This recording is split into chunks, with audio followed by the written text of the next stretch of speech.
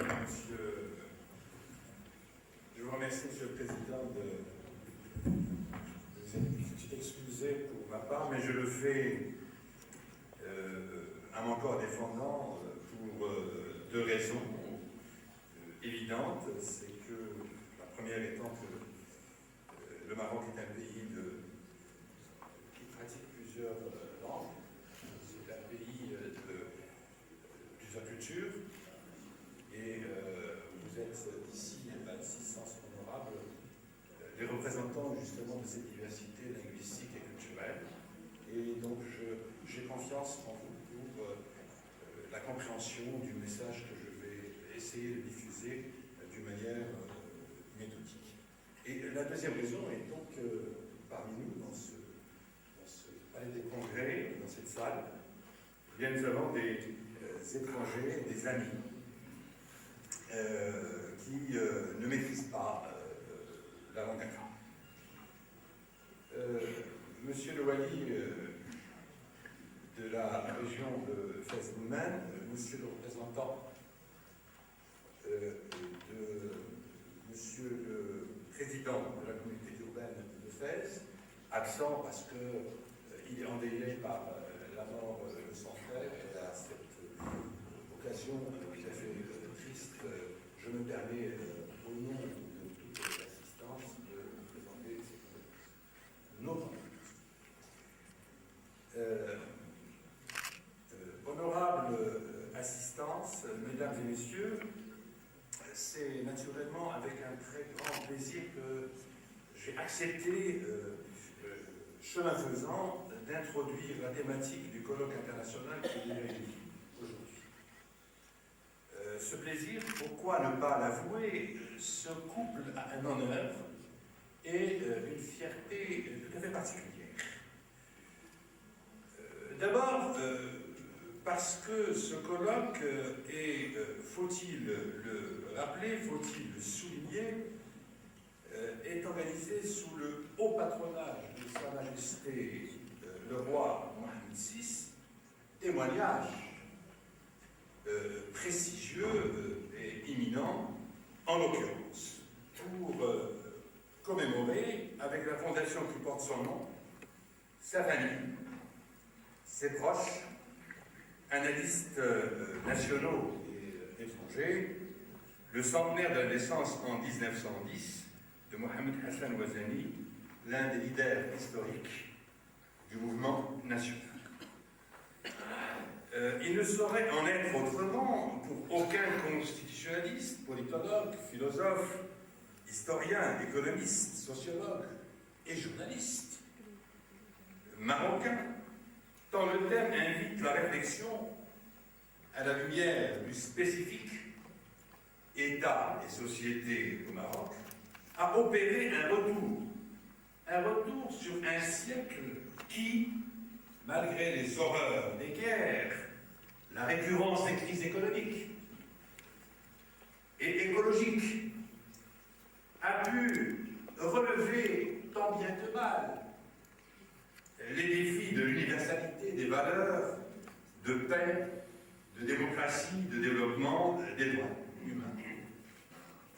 Mais ce moment de plaisir et de fierté est vite passé pour laisser place à une angoisse intellectuelle. Une angoisse intellectuelle due au grand risque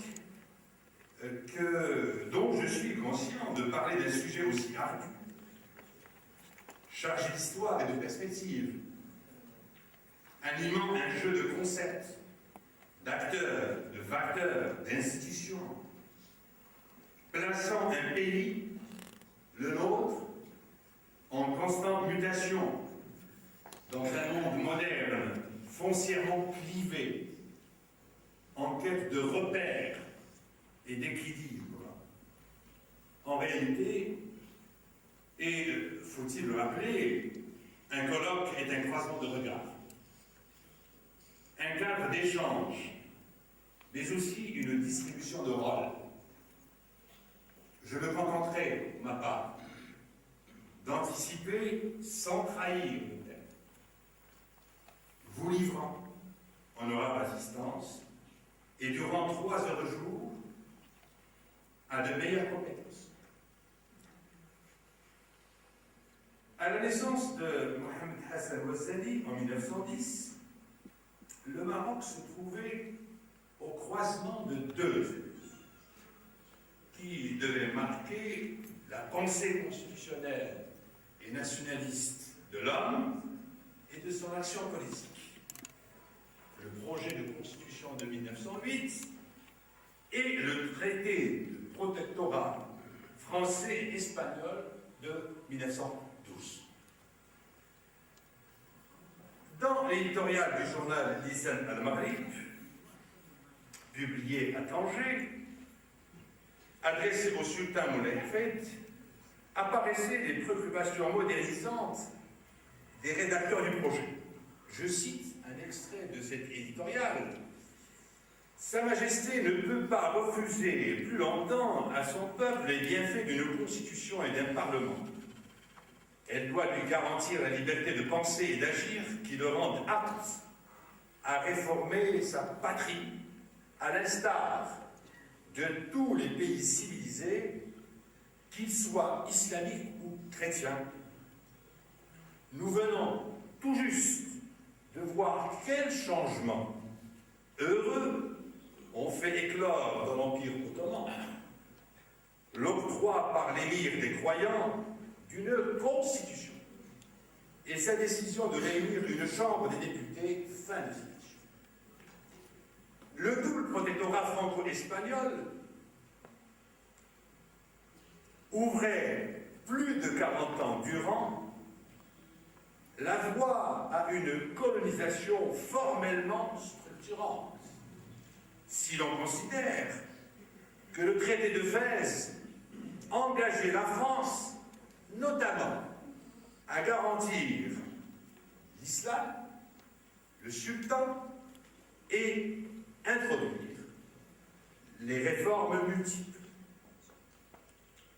Avec les développements ultérieurs, l'acculturation était telle que le Maroc, État et société, devenait le théâtre d'une confrontation durable entre l'identitaire pluriel, qui est le sien, et l'étranger, l'occupant, dont l'objectif d'expansion passait par la stratégie d'exportation autoritaire de son modèle de gouvernement des hommes et d'administration des choses. Le dualisme État-société était pour longtemps déterminé par le dualisme tradition, modernité, pouvoir central, pouvoir local, élite, notable, ville, campagne, le sacré et le profane. Le nationalisme devait fédérer la diversité dynamique par la recherche du compromis entre les différentes approches de l'indépendance. Avec le comité d'action marocain, en 1934 d'abord et 1937 ensuite, il s'agissait des réformes dans le cadre du protectorat, tandis que depuis le manifeste de 1944, le réformisme passait par l'indépendance. Indépendance qui a dû être rappelée par feu Sa Majesté Mohamed V lors de son discours prononcé à Tanger en 1947. Indépendance qui, après la déposition du 20 août 1953, se confondait symboliquement avec le retour du monarque exilé et la consécration de la monarchie dans la plénitude de son pouvoir à triple légitimité dynastique, religieuse et nationaliste. Le destin du Maroc, État et société, s'inscrivait dans une dynamique de conflit, de conciliation, de changement et de continuité. Au moment où le monde se reconstruisait dans l'antagonisme des idéologies capitalistes et libérales, collectivistes et socialistes, nationalistes et tiers-mondistes, quand bien même tous les protagonistes se réclamaient de la démocratie, du développement, des droits humains, du progrès et de la sauvegarde de la planète, patrimoine commun de l'humanité. À l'instar de tous les pays de sa condition, l'indépendance était pour le Maroc une entreprise fondatrice de son propre régime. Dès 1962, la construction constitutionnelle tendait au compromis entre une monarchie régnante et gouvernante incarnant la souveraineté dans l'État et la démocratie représentative. La Constitution, définie en pacte qui unit le trône au peuple, fournit une architecture politique où le roi, clé de voûte du système, arbitre au-dessus des institutions et des factions, orchestre à la mode parlementaire un gouvernement responsable devant lui et un parlement doté de prérogatives législatives et de contrôle. À l'aube du troisième millénaire, le rapport État-société constitue pour les systèmes politiques, en général, un des grands enjeux dont la résolution exige la mise en œuvre de ressources politiques et socioculturelles endogènes. À l'instar de l'Algérie et de la Tunisie, les relations État-société ont été au Maroc traversées de conflits parfois violents, entraînant des mouvements sociaux puissants, entrecoupés d'émeutes, de putsch, d'atteintes aux droits de l'homme.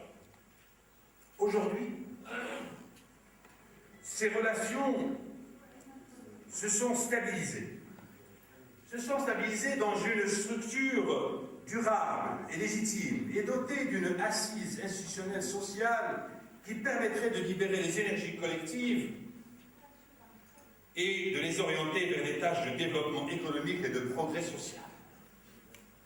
La transition politique, s'il en est cette recherche inachevée de la gouvernance optimale. Elle témoigne de la relation État-société qui se recompose dans la confusion de faits enchevêtrés.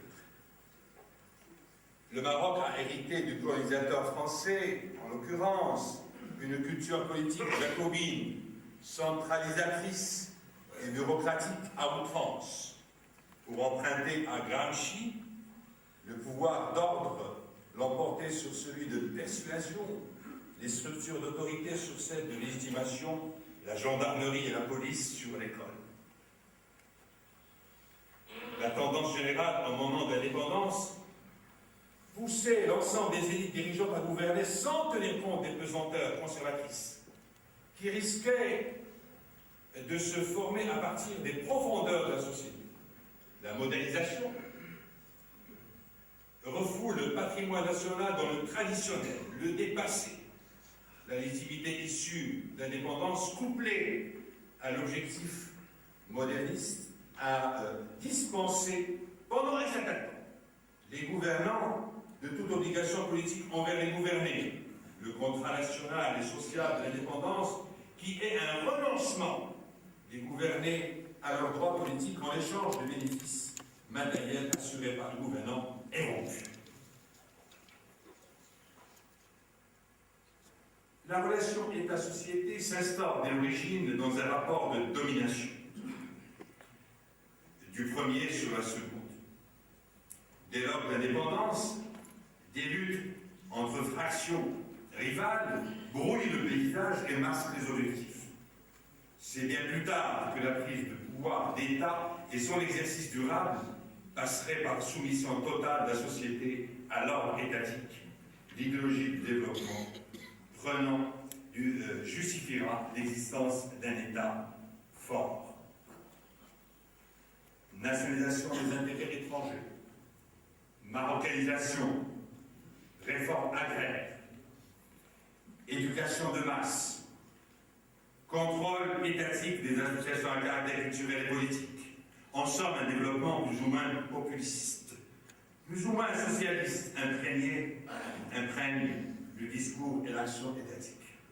Cependant, à l'ombre de la légitimité développementaliste, autoritarisme, patrimonialisme, corruption s'amplifient pendant que les libertés individuelles et collectives se réduisent. C'est la période des années de plomb qui vont bloquer le système de l'étatisme. Et ce seront les échecs économiques de sa gestion qui amènent le régime à se restructurer autour des normes du libéralisme. Le moment de l'étatisme se termine à l'examen peu glorieux des balances commerciales, budgétaires et de paiements déficitaires, d'une dette extérieure impressionnante, d'une dévaluation drastique de la monnaie. La période de l'ajustement structurel montre les limites de l'étatisme. Le désengagement de l'État s'accompagne selon une dialectique implacable d'une nouvelle avancée sur les lieux laissés vacants par celui-ci. Le débat actuel se focalise sur l'émergence de la société civile et le retour du religieux. La société civile, l'expression, le thème et la notion font l'objet de réappropriations multiples par les discours politiques et politologiques, aussi bien en Europe centrale comme à Grèce. La société civile est à la mode depuis notamment la fin de la décennie 80. Au Maroc, la société civile semble apparenter les classes moyennes, principales concernées par la libéralisation et politique, et consiste en un mouvement social qui tend vers une intermédiation par le canal d'association volontaire entre les intérêts mobilisables et le fonctionnement du centre politique. Quand bien même le Maroc est-il un pays de tradition associative et que de nos jours prolifèrent les ONG couvrant un large espace d'activité et d'intérêt, force est de constater la faible marge d'autonomie du mouvement associatif. Il semble que la société civile est otage d'un certain nombre de symboles, tels l'être et le faire. Entre l'État auquel elle ne peut se substituer et les partis politiques avec lesquels elle veut rompre. En tout cas, avec le débat sur la société civile, on perçoit la production et la confrontation de nouvelles représentations du changement. Celle-ci en souligne la difficulté de l'enjeu majeur, l'élaboration de nouvelles formes de régulation des conflits. De telles formules ne peuvent être conçues et mises en œuvre qu'en prenant en considération la mouvance islamiste. On a souvent tendance, hypothèse trompeuse, à expliquer la contestation islamique par le degré d'intensité de ces manifestations, selon le type de gestion politique du religieux opéré par les différents régimes. Le Maroc bénéficierait ainsi du meilleur système d'immunité du fait de sa nature monarchique, où le religieux est partie prenante de la légitimité. Au-delà de cette spécificité, au Maroc et probablement comme ailleurs, le retour du religieux est l'expression d'un malaise du rapport État-société. Placé comme contentieux de la gestion globale par les différents systèmes postcoloniaux.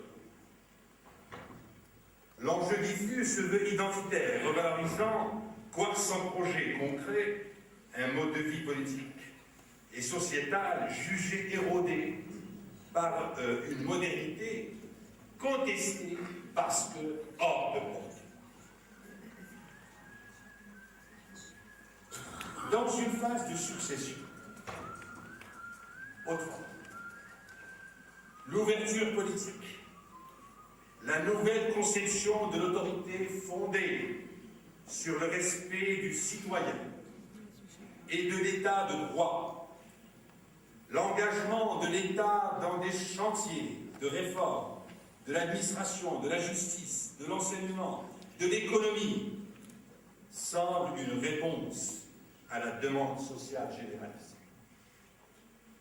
L'avènement de Sa Majesté Mohamed VI, le développement d'une monarchie de proximité, privilégiant la lutte contre la pauvreté, le chômage, l'analphabétisme, la corruption, le développement du monde rural, constituent autant d'objectifs stratégiques tendant à rééquilibrer, réconcilier les rapports de l'État à la société.